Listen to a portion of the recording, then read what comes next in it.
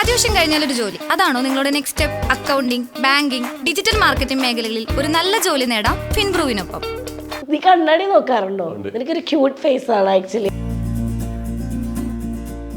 അബിക്കൊരു പ്രണയം ഉണ്ടെന്നൊക്കെ ഞാൻ അറിഞ്ഞിട്ടുണ്ടായിരുന്നു. പ്രണയിച്ചതിന് കോളേജുകാർ അവാർഡ് കൊടുത്ത ഒരു പ്രണയമാണ് അബിയുടെ. അവാർഡ് എങ്ങനെ പ്രപ്പോസ് ചെയ്തെന്ന് നോക്കട്ടെ.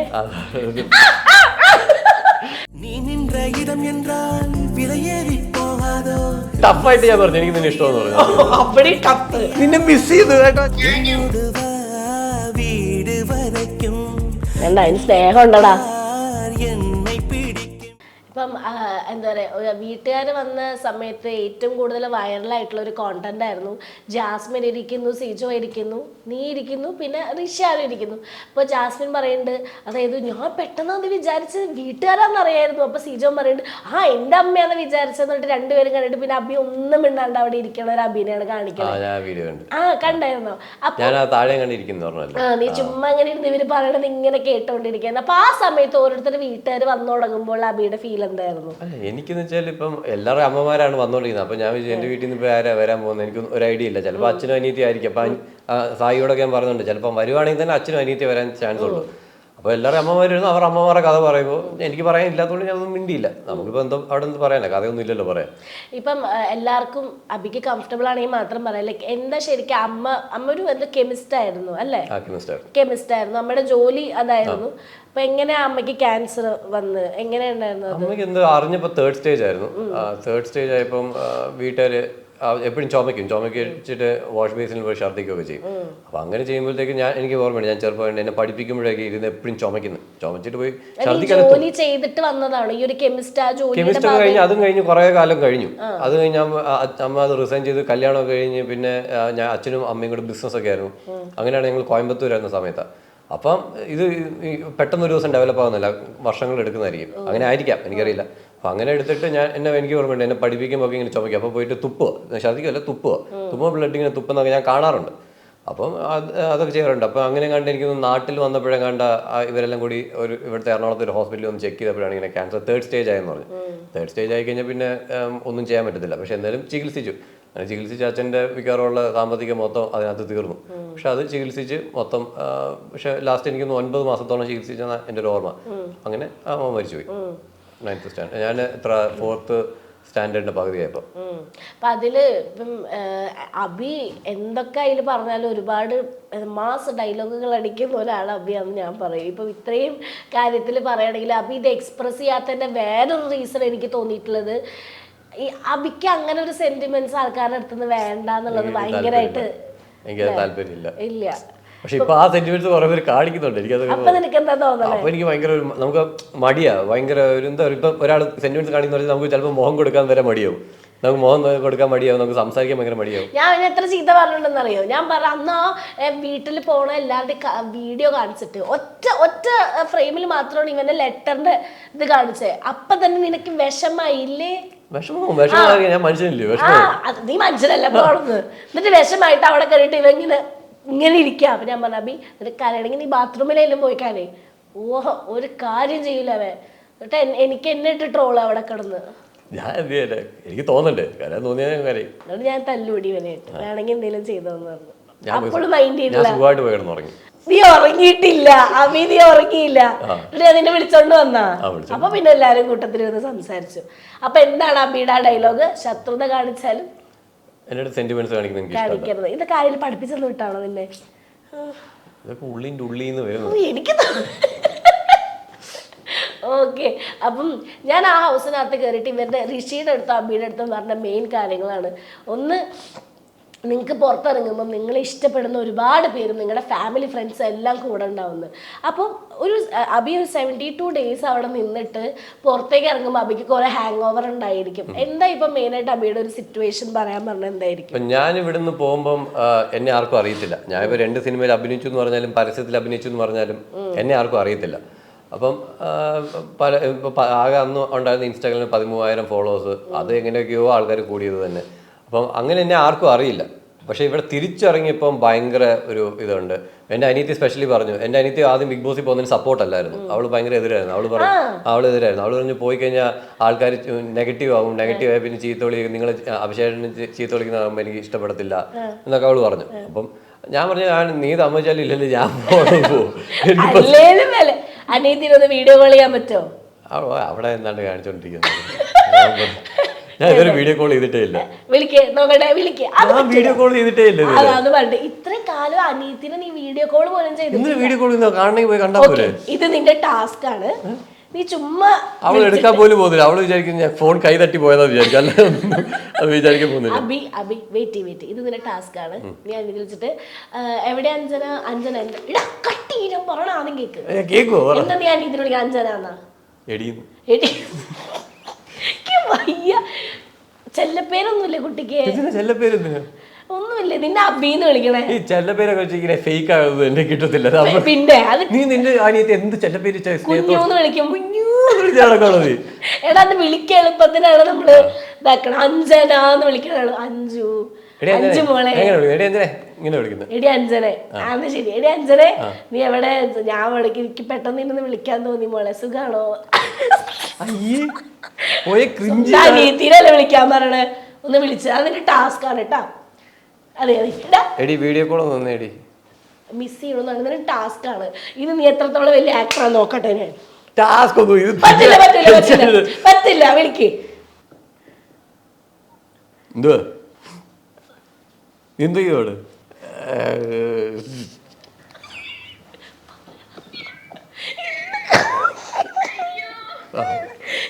നിന്നെ മിസ് ചെയ്തു കേട്ടോ അഞ്ജനെ.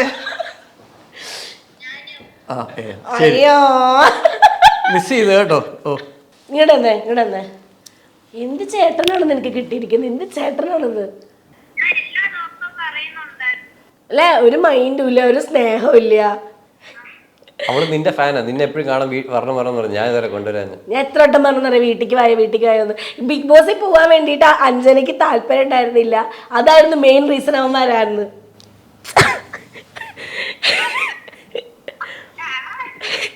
എന്താണ് അഞ്ജനയ്ക്ക് പറയാനുള്ളത്? അഞ്ജന ഇഷ്ടമല്ലെന്ന് പറഞ്ഞപ്പോ അബി ആദ്യം പറഞ്ഞു അണ്ണാ ഞാൻ പോവാന്ന്.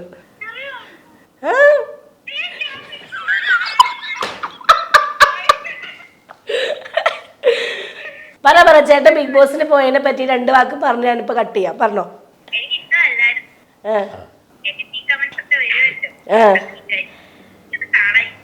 വേണ്ട, അതിന് സ്നേഹം ഉണ്ടടാ. പിന്നെ ശീലമായി കണ്ടിട്ട്. എന്നാലും ഹാപ്പി അല്ല അഞ്ജന? ആ ഓക്കെ. അപ്പൊ ഞാൻ വിളിക്കാട്ടാ. അവൻ്റെ നമ്പർ വാങ്ങാൻ ഞാൻ. ടാറ്റ. ഞാൻ പറയാം ഐ മിസ് യു. കണ്ട പാവം. ഒരു ബായൊക്കെ പറഞ്ഞല്ലോ. ബൈ പറ. ശരി. ഇങ്ങനെ ഒരു ചിഗ്മയിലൊന്നും പോടാ. സാധാരണ വീട്ടിൽ ഇങ്ങനെ തന്നെ ആയിരിക്കും. നീ എവിടെ വേണമെങ്കിലും പോയി അന്വേഷിച്ചോ. എടാ ഒരു ഫാമിലി റൗണ്ടിൽ ഓരോ ആൾക്കാരുടെ ഫാമിലി കയറി വരുമ്പം കെട്ടിപ്പിടിക്കുന്നു, വെക്കുന്നു, കരയുന്നു. ഇവൻ മാത്രം വന്നോ മേക്കപ്പ് കൂടിപ്പോയല്ലോ എന്ന്. എന്താടാ ഒരു അനിയത്തില്ലടത്? എന്തും പറഞ്ഞു ഇത്രയും കാലം. അപ്പൊ നിനക്ക് അതിനകത്ത് നിൽക്കുമ്പോ വീട്ടുകാരെ മിസ് ചെയ്യുക, അല്ലെങ്കിൽ വീട്ടുകാരെ കാണും, ഫ്രണ്ട്സിനെ മീറ്റ് ചെയ്യുക, അങ്ങനെ തോന്നിയിട്ടില്ല? തോന്നും. ഇറങ്ങുമ്പോ കാണാമല്ലോ. ഞാൻ ജീവിതകാലം മൊത്തം അതിനകത്തല്ലല്ലോ. ഒരു കൂടിപ്പോയി 10-20 ദിവസം കൂടെ അങ്ങനെയൊക്കെ ചിന്തിക്കും. 20 ദിവസം കഴിയുമ്പോൾ കാണാമല്ലോ എല്ലാവരും. പിന്നെന്താ പ്രശ്നം? ഞാൻ ഒന്നും പറയണില്ല. വേറെ ചോദ്യം എന്തെങ്കിലും ഉണ്ടോ നോക്കട്ടെ. ഇതിൽ അബി പറഞ്ഞൊരു മെയിൻ സാധനം ഒരുപാട് യങ്സ്റ്റേഴ്സിന് ഭയങ്കര ഇൻഫ്ലുവൻസ് ആയിട്ടുള്ള ഒരു കാര്യമാണ്. അതായത് ഞാൻ ഇപ്പോഴും ഈ വയസ്സിലും ഒരു ലഹരിക്കോ ഒരു ഇതിനോ ഞാൻ അടിമയല്ല. കാരണം എൻ്റെ അമ്മേനെ ഇനി ആ ഒരു കാര്യത്തിൽ ഒരാളൊന്നും സംസാരിക്കരുത്. അത് ഒരുപാട് പേർക്ക് ഇൻസ്പിറേഷനായി. കാരണം ഒരുപാട് സിറ്റുവേഷൻസ് ചിലപ്പോൾ ലൈഫിൽ കടന്നു വന്നിട്ടുണ്ടാവും അബിക്ക്. ചിലപ്പോൾ അബിക്ക് ഇങ്ങനെ യൂസ് ചെയ്യേണ്ട പല സിറ്റുവേഷനും വന്നേ കായിടുള്ളൂ. പക്ഷെ അബി ഒരു ഡിസിഷൻ എടുത്തു, ഞാൻ അത് യൂസ് ചെയ്യില്ല എന്നല്ല. അതിലേക്ക് എത്താൻ മെയിൻ കാര്യം എന്തായിരുന്നു? ഒന്നുമില്ല, അത് പണ്ടേ തീരുമാനിച്ച കാര്യമാണ്. ചെറുപ്പത്തിലേ തീരുമാനിച്ച കാര്യമാണ്. ഇതൊന്നും നമ്മൾ ലൈഫ് ഒന്നേ ഉള്ളൂ. അത് എല്ലാവരെയും കൂട്ടി ഇങ്ങനെ എല്ലാവരെയും പോലെ ഇങ്ങനെ ഓടിച്ച് തീർത്ത് നശിച്ചു പോകാനുള്ളതല്ല. നമ്മുടെ ലൈഫിൽ എന്തെങ്കിലും ഒരു പർപ്പസ് വേണം. ആ പർപ്പസിൽ കറക്റ്റ് സ്ട്രെയിറ്റ് ആയിട്ട് പോവുക. അതാണ് ഞാൻ ഇപ്പോഴും ചിന്തിച്ചിട്ടുള്ളത്. അതാണ് ഈ ബിഗ് ബോസ് വരെയെങ്കിലും വരാൻ കാര്യം. കാരണം ഇല്ലെങ്കിൽ ഞാൻ ബിടെക് മെക്കാനിക്കൽ കഴിഞ്ഞിട്ട് IIM-ൽ എക്സിക്യൂട്ടീവ് PG ഒക്കെ പഠിച്ച ആളാണ്. അതാണ് ഒരു മിനിറ്റ്. എഡ്യൂക്കേഷൻ ക്വാളിഫിക്കേഷൻ നിങ്ങളൊന്ന് അറിയണം. പറയൂ, എന്താണ് education qualification? BTech mechanical engineering കഴിഞ്ഞിട്ട് IIM-ൽ executive PG in digital strategy and marketing analytics അത് പഠിച്ചതാണ്. അപ്പോൾ ഇത്ര അറിവുള്ള ചെറുക്കനാട്ടോ. അപ്പോൾ അവിടെ IIM-ലൊക്കെ പഠിച്ച അവർ ഫുൾ ഈ നമ്മുടെ പ്ലേസ്മെന്റിന് വേണ്ടിയൊക്കെ വിളിക്കും. ഞാൻ അപ്പോഴും അപ്ലൈ ചെയ്യില്ല, കാരണം എനിക്ക് ജോലിക്ക് പോകണമെങ്കിൽ അപ്പോഴേ പോവാം, നല്ല സാലറി എല്ലാം കിട്ടും. കാരണം നമ്മൾ എക്സിക്യൂട്ടീവ് പ്രോഗ്രാം വേണ്ടി എല്ലാം ജോലിയുള്ള ആൾക്കാരായിരിക്കും നമ്മുടെ കൂടെ പഠിക്കുന്നത്. അപ്പോൾ എല്ലാവരും നല്ല ഓരോ കമ്പനിയിൽ പോസ്റ്റിൽ ഇരിക്കുന്ന ആൾക്കാർ, നമുക്ക് വേണമെങ്കിൽ അങ്ങോട്ടും ഇങ്ങോട്ട് റെഫർ ചെയ്ത് കയറി പോകാൻ പറ്റും.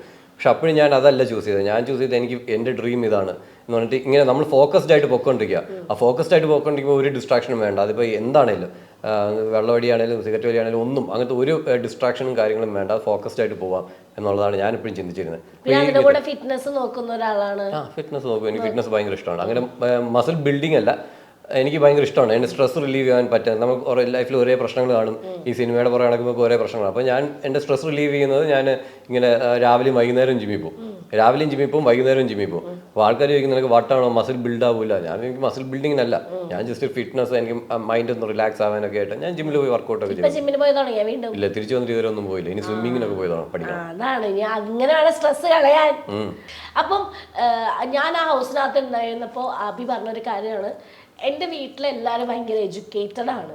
ഓക്കെ, എല്ലാവരും നല്ല എഡ്യൂക്കേഷൻ ആയിട്ട് മുന്നോട്ട് പോയിട്ട് നല്ല ജോലിയുള്ള ആൾക്കാരാണ്.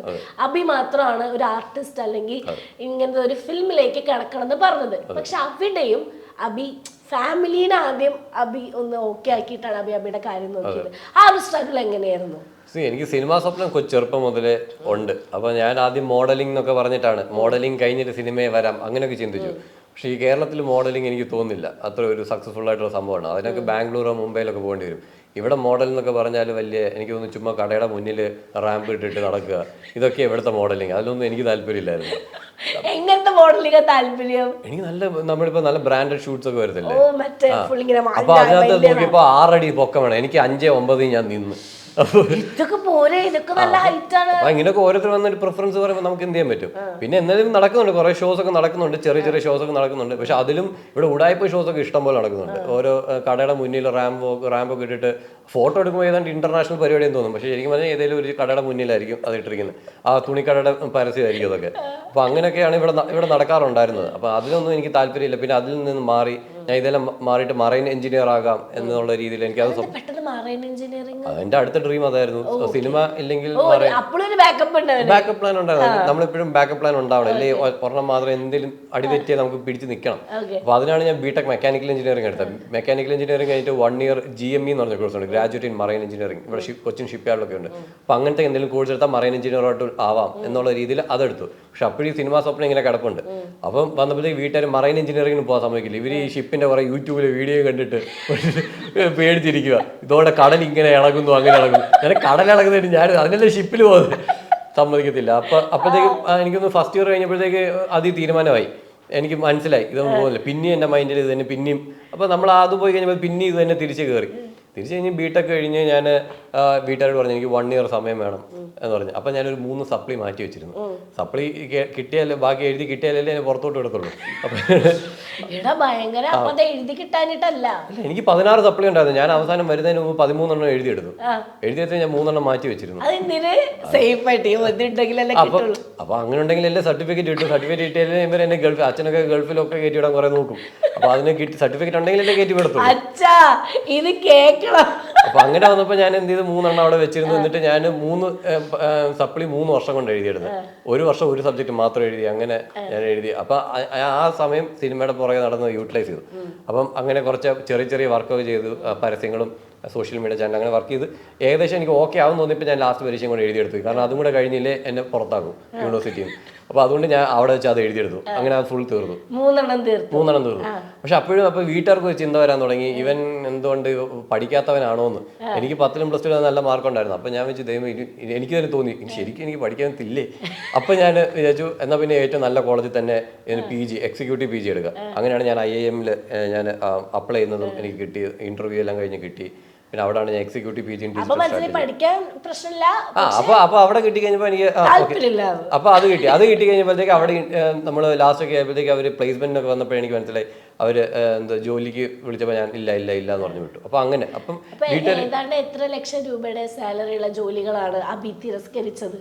അല്ല അച്ഛന് 70,000 രൂപ സാലറി കിട്ടുന്ന ജോബൊക്കെ അറേഞ്ച് ചെയ്തായിരുന്നു. അത് ഞാൻ വേണ്ടെന്ന് വെച്ചു. ബാക്കി നമുക്കറിയില്ല, നമ്മൾ സാലറിയെ കുറിച്ച് ചോദിക്കാനേ പോകുന്നു, നമ്മൾ പോകുന്നില്ലല്ലോ, പിന്നെ എന്താ സാലറി ചോദിക്കുന്നത്? അതൊന്നും ചോദിക്കേണ്ട കാര്യമില്ല. IIM പഠിച്ചിറങ്ങിയ സാലറി നല്ല സാലറി തന്നെയായിരിക്കും. അത് ഇത്രയൊന്നും ആയിരിക്കും, അതിൽ കൂടുതലായിരിക്കും. പക്ഷെ ഞാൻ അതിനെ കുറിച്ച് ചോദിക്കാനേ പോയിട്ടില്ല. അവര് ഇങ്ങനെ വിളിക്കും, ഞാൻ നോട്ട് ഇൻട്രസ്റ്റഡ് പ്ലീസ് എന്ന് പറഞ്ഞിട്ട് I'm doing my own business.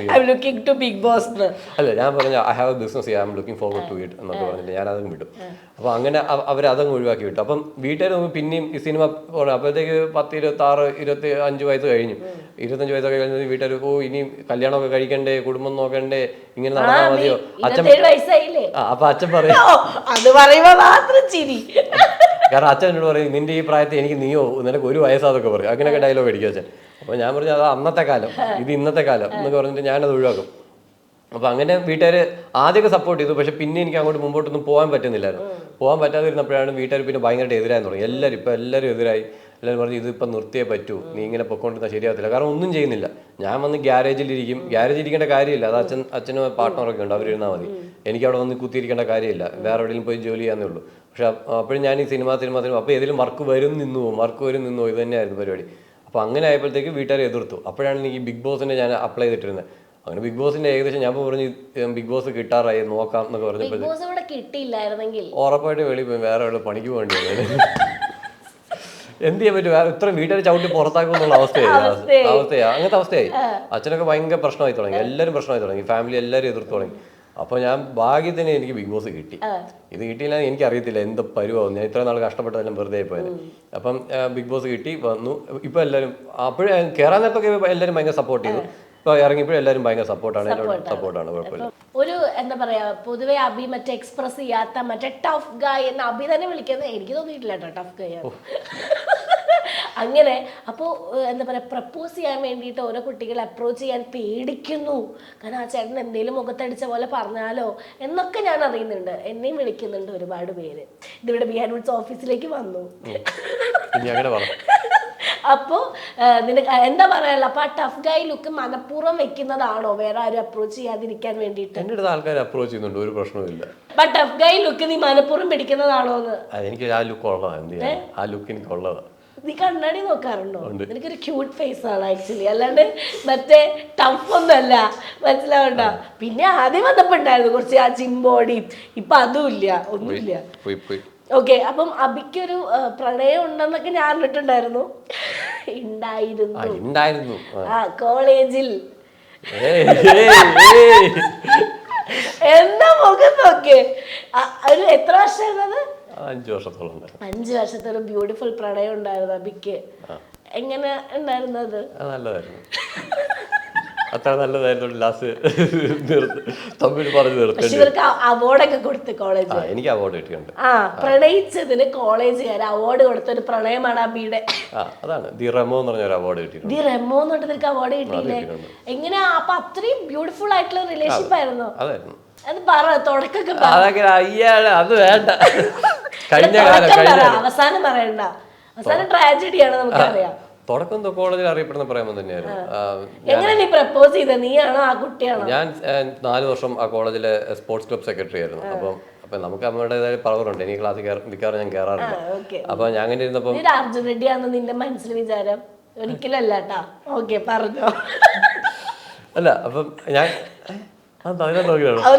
കോളേജിൽ വലിയ ഡാവാന്നൊക്കെ. അല്ല, ഞാൻ സ്പോർട്സ് ക്ലബ് സെക്രട്ടറി ആയിരുന്നു 4 വർഷം തന്നെ. അപ്പോൾ ക്ലാസ്സിൽ ജൂനിയർ ആയിരുന്നപ്പോൾ ഞാൻ കോളേജിൽ ഒരു പെൺകൊച്ച് പറഞ്ഞു വിട്ട് ഇറങ്ങിക്കൊണ്ട് വരാൻ പറഞ്ഞു. ഇതെന്നാ പടം തന്നെ. അപ്പോൾ അവൾ ഇറങ്ങി വന്നു, എൻ്റെ ഫ്രണ്ട് പോയി. ഞാനപ്പോൾ പ്രപ്പോസ് ചെയ്തോളൂ, നോ പറഞ്ഞു. എങ്ങനെ പ്രപ്പോസ് ചെയ്തോ നോക്കട്ടെ. ടഫായിട്ട് ഞാൻ പറഞ്ഞു എനിക്ക് നിന്നെ ഇഷ്ടമെന്ന് പറഞ്ഞു. എങ്ങനെ പറഞ്ഞ? ശരിക്കും പറഞ്ഞ പോലെ പറയണം. എനിക്ക് നിന്നെ ഇഷ്ടമെന്ന് പറയാൻ അതിൽ കൂടുതൽ പറയാൻ അവിടെ കവിതയൊന്നും ഞാൻ വർണ്ണിക്കാറില്ല. അന്നത്തെ സംഭവം എനിക്ക് അതൊന്നുമില്ല. ഇപ്പൊ ഞാൻ ചിലപ്പോൾ ചെയ്യുമായിരിക്കും, അന്ന് ഞാൻ ചെയ്യത്തില്ല. അന്ന് ഞാൻ ക്ലാസ്സിലിരുന്ന കൊച്ചിനെ വിളിച്ചോണ്ട് വന്നിട്ട് എനിക്ക് നിന്നെ ഇഷ്ടമാണ് ഞാൻ പറഞ്ഞു. അവള് നോ പറഞ്ഞു. ആദ്യം കണ്ടപ്പോ തന്നെ കുട്ടീനെ ഇഷ്ടപ്പെട്ടാ നീ? അതോടെ ഞാൻ ലവ് അറ്റ് ഫസ്റ്റ് സൈറ്റിൽ വിശ്വാസം പോയല്ലേ. അങ്ങനെ പറഞ്ഞു. അപ്പൊ അവള് നോ പറഞ്ഞു. Very good. നോ പറഞ്ഞിട്ട് ഞാൻ പറഞ്ഞു എന്താ പിന്നെ ഫ്രണ്ട്സ് ആവാന്ന് പറഞ്ഞു. എനിക്ക് സംസാരിച്ച് വീഴ്ത്തുന്നുള്ള കോൺഫിഡൻസ് എനിക്കുണ്ടായിരുന്നു. അതെനിക്ക് കോൺഫിഡൻസ് ഉണ്ടായിരുന്നു.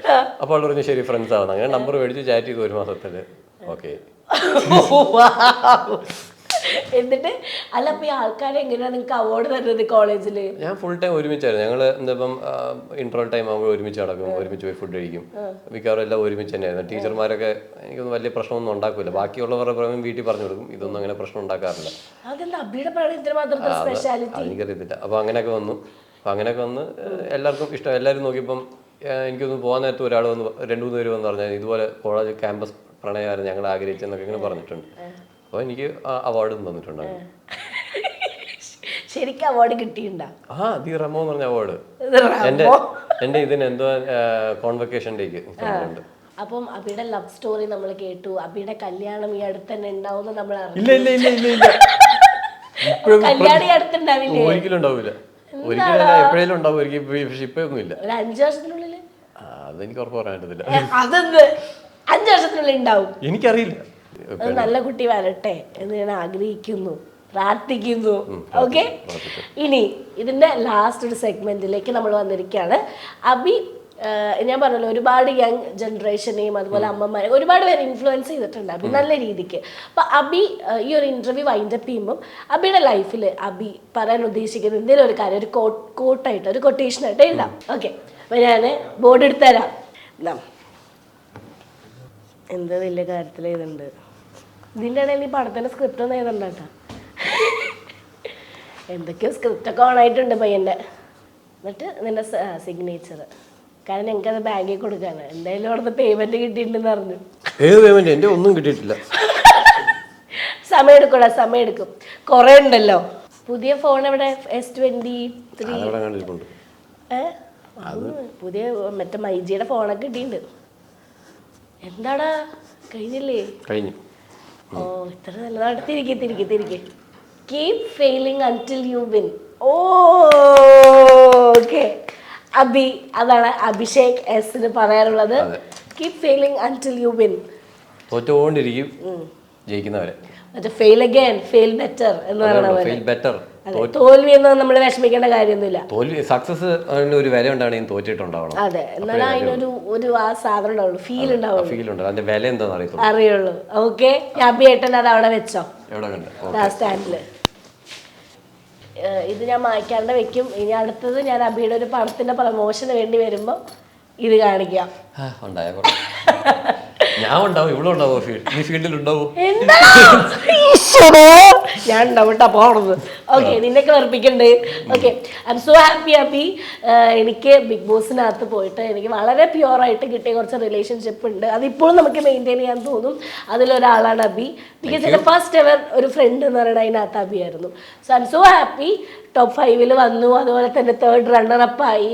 പിന്നെ ഇപ്പം ഒരുപാട് വർക്ക്സ് കിട്ടി തുടങ്ങുന്നു. അതുപോലെ ഇപ്പം ഫിലിം ഓണാവുന്നു എന്നൊക്കെ കേൾക്കുന്നു. I M so happy.